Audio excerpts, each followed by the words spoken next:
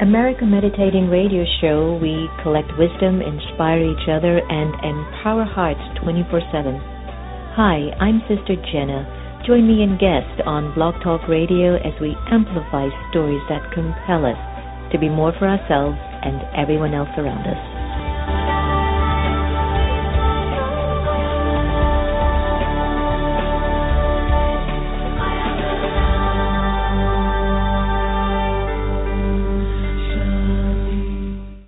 Hi, I'm Dr. Vin Verga, author of The Soul of All Living Creatures, and I listen to America Meditating Radio. The Meditation Museum in Silver Spring, Maryland offers a variety of courses and activities to make your life go a whole lot smoother. Located at 9525 Georgia Avenue, you will be able to experience the beautiful silence that's in the space. There are courses in Raja Yoga meditation, positive thinking, stress-free living, and personal development classes. For more information, call us at 301-588-0144 or visit us online at meditationmuseum.org. Hi, my name is Misty Crutchfield with Gandhi's Bee Magazine, an online magazine designed to raise awareness and inspire people about all of the amazing things happening in the world, as well as all the challenging things that can help us raise awareness so we can make a difference in the world and be the change. One of my inspirations is Sister Jenna and America Meditating Radio. I listen, you should too. He ran for state office and was beaten, started a business and failed, ran for Congress and lost. But thankfully, Abraham Lincoln didn't give up. Persistence. Pass it on. From the Foundation for a Better Life at values.com.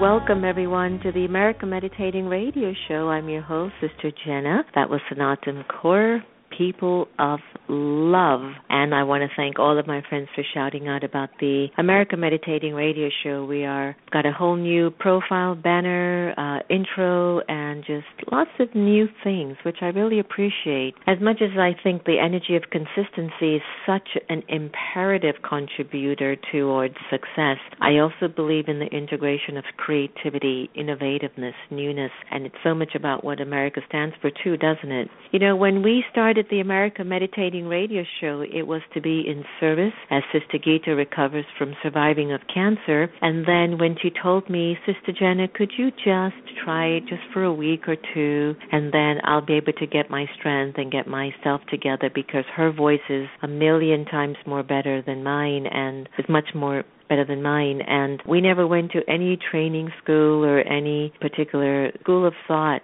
to be who we are, apart from our own spiritual and meditative practice. And then I ended up stuck with it 2.5 years later, and we are proud to boast almost 1 million listeners, and it's become global with a lot of strong relations with communities locally too in the country. So one of my deep intentions, everyone, is that from our country in the US of A, we're able to convey and share the power of spirituality, not an emptying of the mind, but an amplifying of the quality of the mind, so that we can be of more use to ourselves and to our world. And so when I am spiritual, or if I'm practicing meditation and spirituality, I'm being very in tune with what I'm thinking and feeling, and that is not contributing to sorrow or to pain to another soul. So just to give you a little bit of an idea of why I think it's really something that has touched my heart, and I've remained committed to doing shows every day, along with the schedule that I have in running a multinational organization from Washington, and lectures and tours and writings and TV shows. It's just something that I really show up with my heart. I just felt like I wanted to share that with you. Stay tuned. We're going to have dr-lissa-rankin, and she's going to be talking about the anatomy of a calling from the head to the heart. That sounds really intriguing. And please don't change that dial, because we're going to turn to her in just about 2 minutes or so. So take a deep breath, and from my Off to Work meditation CD, why don't we take a moment of silence? Breathe in deeply.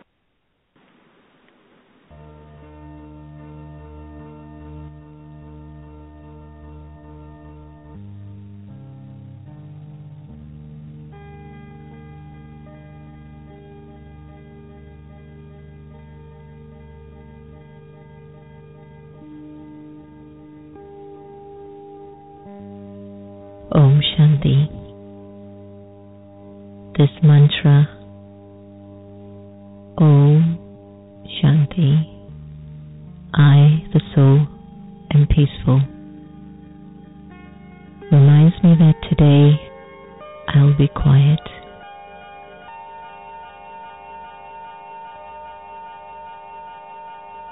Today I will spend the day as silent as possible. Silence isn't an absence of speech. It is an absence of waste and negative thoughts. So when I interact with everyone, I will come from a deep, pure place of silence.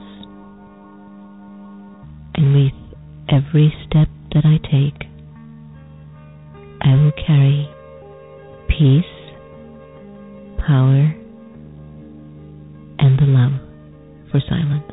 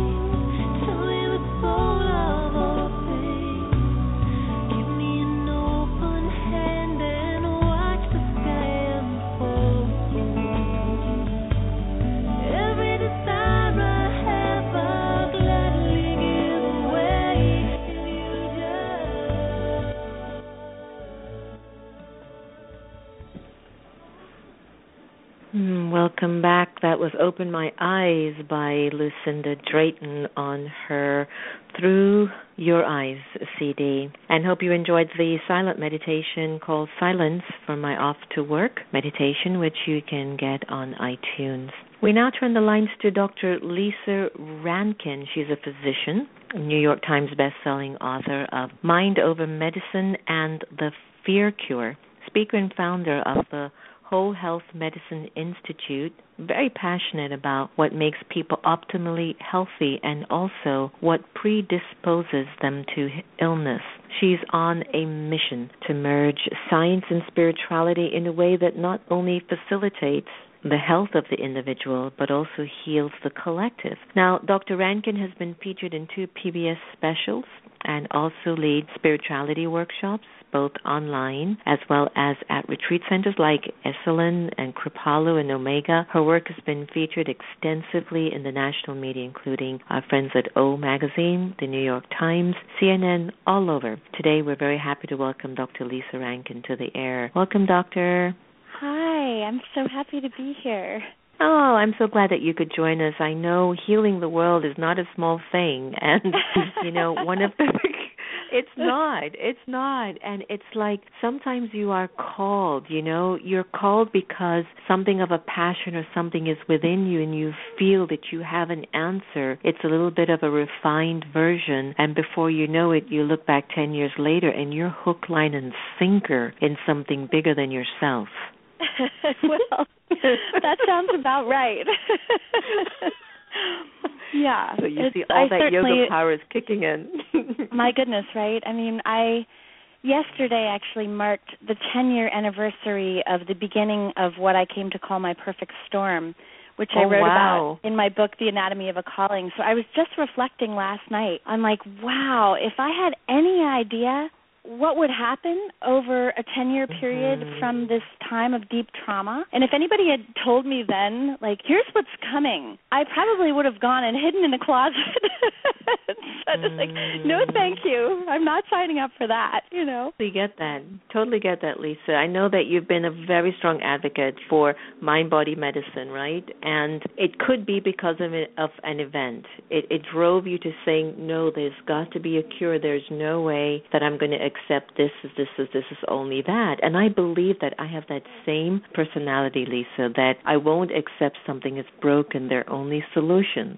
So as an advocate of this particular area of consciousness, tell me, what was it that made you approach this mind-body, dimension of medicine and the science and the spirituality dimension? Well, Sister Jenna, it's really interesting because I sort of landed accidentally on the scene of mind-body medicine, and people assume that I have a lot of experience at this or that I'm some sort of pioneer in all of this, and that's not the case at all. I'm very much a student of mind-body medicine, and I came upon it accidentally. And what happened is that I essentially, after my perfect storm, I went through a whole series of traumas that all happened within the 2-week period in January of 2006, 10 years ago. And I was working as a very conventional Western medical doctor inside of the system, and I was increasingly unhappy in my work, and I didn't quite know why. I knew it had to do with the fact that when I started my job, I was expected to see 25 patients a day, and by the time I left in 2007, I was expected to see 40 patients a day, which meant that I was double booked in 15-minute slots. So I had about 7.5 minutes with my patients. And I have the heart of a true healer. I mean, I was called to medicine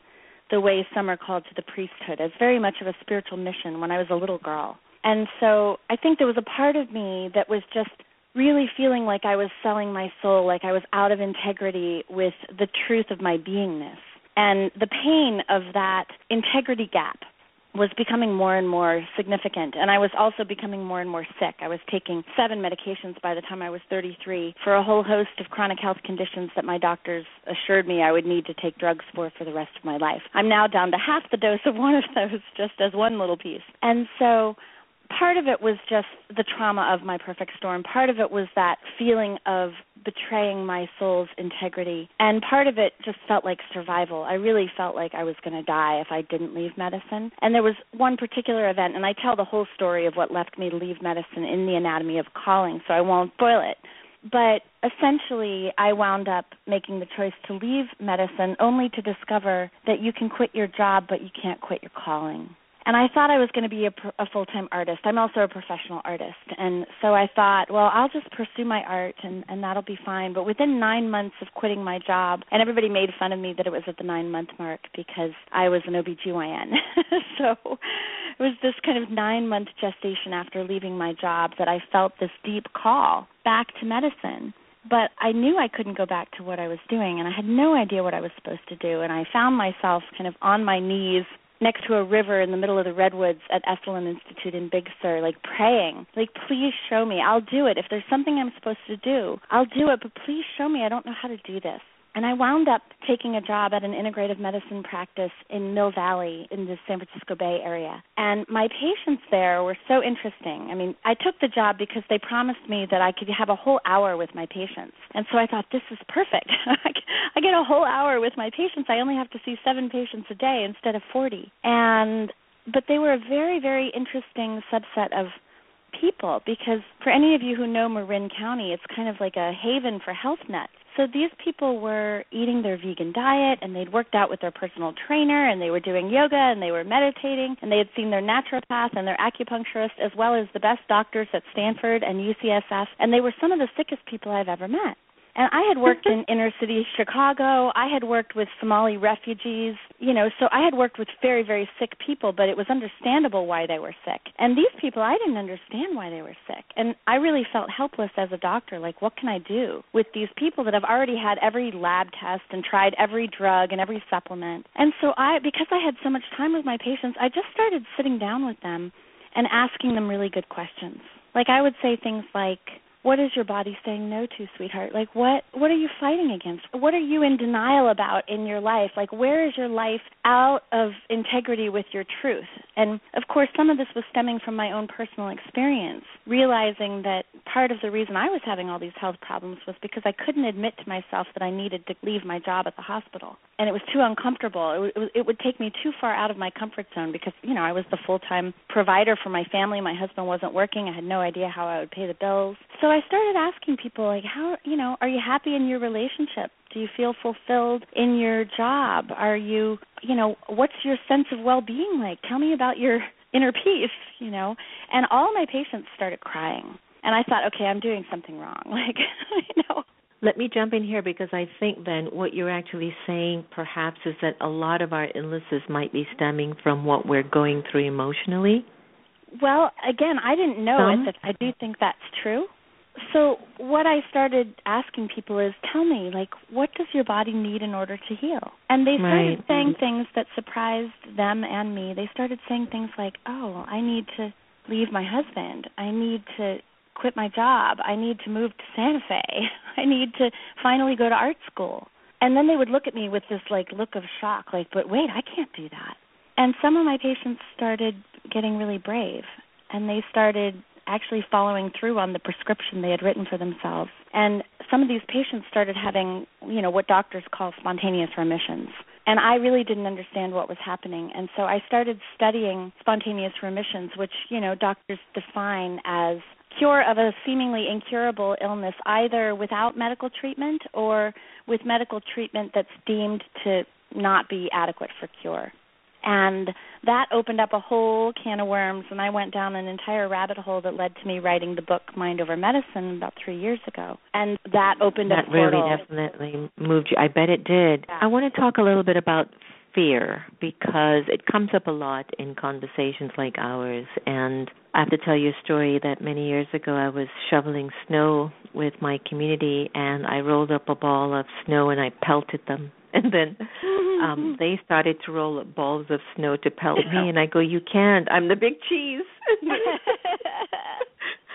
And then what happened was I continued to shovel and enjoy myself, but I kept having this uncomfortable feeling that I was supposed to get pelted, like I'm supposed to get hurt. So for the first time for me, I became cognizant that my fears were from something stemming from the past that I might have done in a state of ignorance and forgot that there's always payback. I want to talk a little bit about that because you've written about how fear predisposes, us not only to unhappiness but to disease. So how can we befriend fear so that we can let it heal us and open us to perhaps a greater compassion? Well, thank you for that question. You know, the book that I wrote after Mind Over Medicine is called The Fear Cure, and I wasn't anticipating writing that book. In fact, after I had the contract to write it, I tried to give back the money and cancel the contract because I was like, who am I to be writing a book about fear? This is such a monster of a topic, and I'm not a spiritual teacher. I'm not a psychologist. I'm an OBGYN. Like, what business do I have writing this book? And I was blessed to have some incredible teachers come in to sort of support me through writing that book. And I tell you, if you're ever arrogant enough to write a book called The Fear Cure, like, get ready, because all of your greatest fears are going to show up right there to give you content to write about.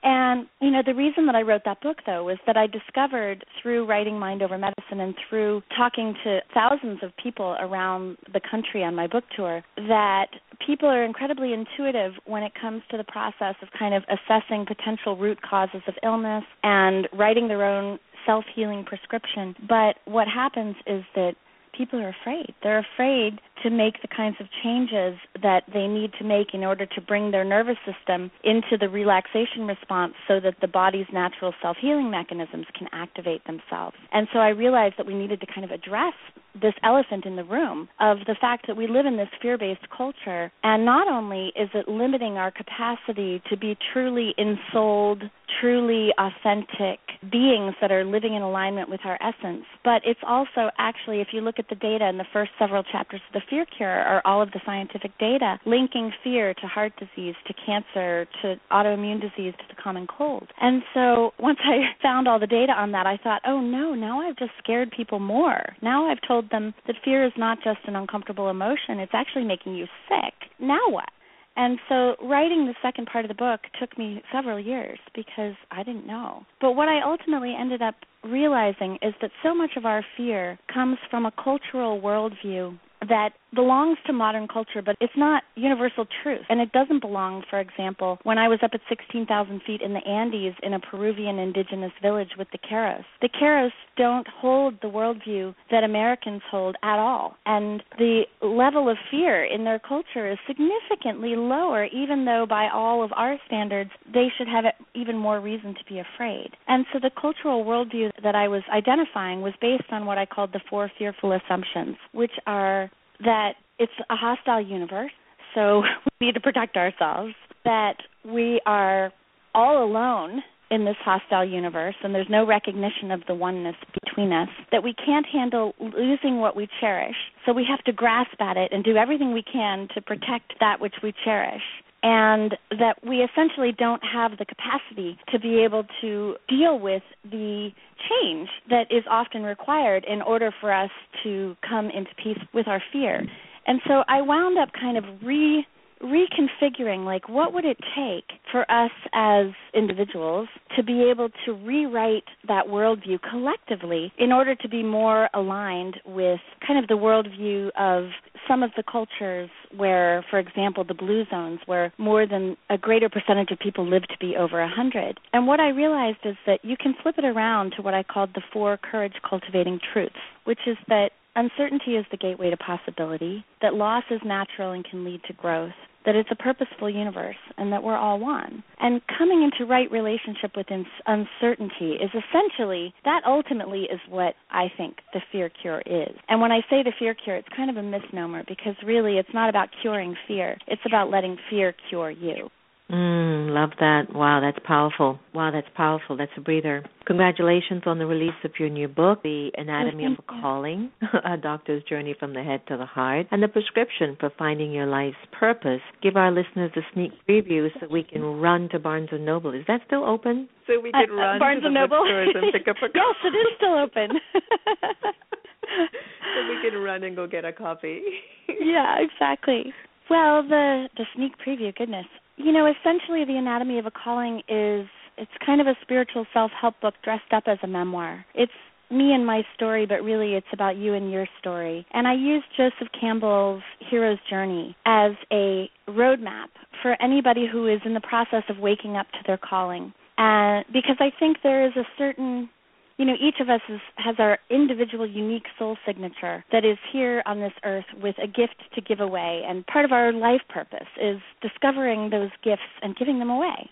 And yet it can be a very, adventurous journey, as I've discovered over the past 10 years. And so I use, essentially, the structure of the book is that each chapter starts with a piece of my story, and then it frames where I was in my own hero's journey at that point in the story, and then it turns it around into what you might learn if you're at that phase of the hero's journey. For example, what happens when you get the call to adventure and you're afraid to say yes to the call because it's too scary. That's the refusal of the call part of the hero's journey, and it's a known thing. And so each chapter ends with a hero's guidepost and a hero's practice about how to facilitate that part of the journey. What do you do when you've heard the call and you're afraid to say yes? Or what do you do when you're you're approaching the innermost cave? It's you and your darkness. It's you face to face with the shadow. Whether it's the shadow reflected externally in the face of something that's preventing you, something that's trying to get in the way of you fulfilling your calling, or whether it's an inner struggle where it's the light and the dark within you having its own battle. And so it's very practical. There's many tools and sort of a map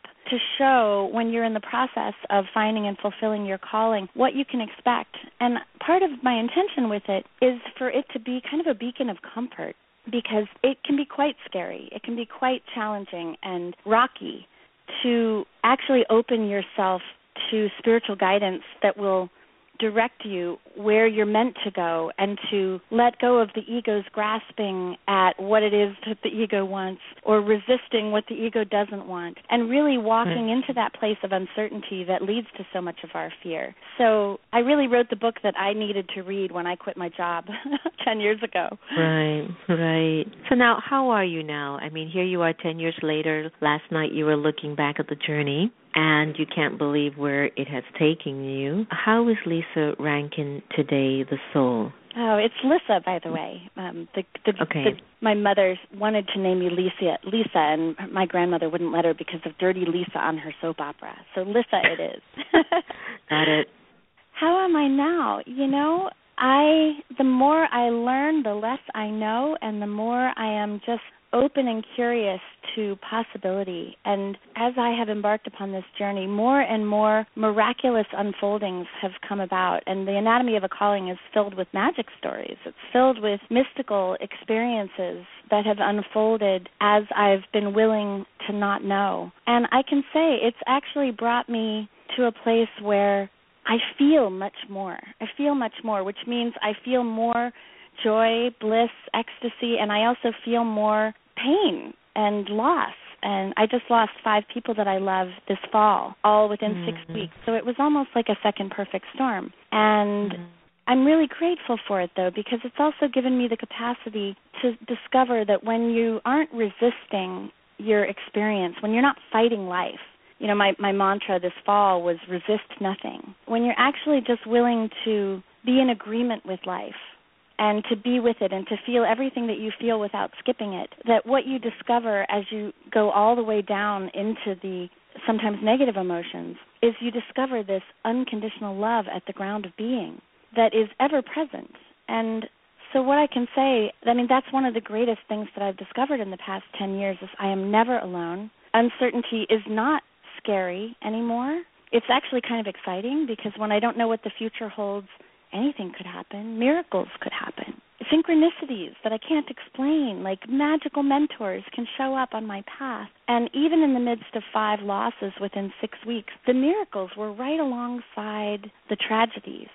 And I guess that's the most beautiful part of my journey, is recognizing that I don't have to be in control of my life, and that I can surrender and make my life an offering to the divine, and trust that I will be shown that which I'm supposed to do in service to that which wants to be born through me. And that in and of itself has completely changed my life and brought a great peace, even a peace that is unshakable, whether life is outwardly blissful or painful. That inner solidity of being able to stay in the heart, even in the midst of the storm, it has become quite unshakable.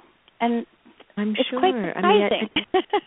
But I can hear it, because that's not easy, what you're saying in in this conversation and what you have been through. And I love what you call it, the perfect storm. It's just not easy, and you just sound like you're so vibrant through it, like you have really used the tools that you have learned in this. And I want to congratulate you for that, because I think that's really powerful. A lot of us talk about what we're going to do when we're grappled with the perfect storm, but sometimes we forget the tools that we worked so hard in achieving through all those past difficulties.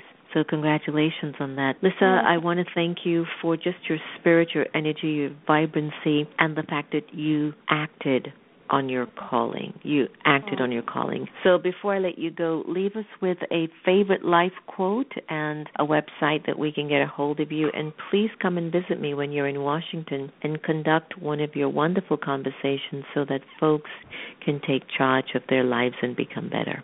Oh, thank you. Well, I'll start with my website and then leave you with the quote. My personal website is lissa-rankin.com. That's where I send out my blogs and my announcements about events and such. And the book's website is theanatomyofacalling.com. And there's a whole, I'm really proud of the free offering on that website. It's called the Fulfill Your Calling Kit, and it's a double meditation CD that I created with my musician friend Karen Drucker, as well as a whole PDF about finding and fulfilling your calling.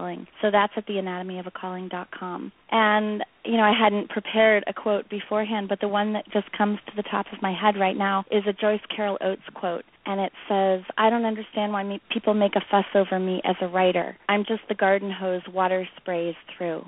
I think when it's not just about writing, I think when we make the intentional choice to let ourselves be a garden hose that water sprays through, and when we do the practice that keeps the garden hose clean to allow that divine flow to use us as vessels of service, that in and of itself can open us to finding and fulfilling our calling in a way that can be pretty effortless. So I just encourage all of you who are listening, and I thank all of you who are listening, to allow yourself to be the garden hose that water sprays through. Gardening through, my dear Lissa. Thank you so very much, and all the very best for 2016. Thank you. You too. So life events can change us, and there's something that I took away from Lissa's conversation with me. And if you picked it up when you were hearing our conversation, she uses the tools that she's received. When you go through your perfect storms, that's not the time you throw them away. That's the time you really lean into them and use them. I hope you've enjoyed our conversation today. Please go and visit Lissa at lissa-rankin, rankin.com, and look out for her book, that really wonderful book called The Anatomy of a Calling, a Doctor's Journey from the Head to the Heart, and the Prescription for Finding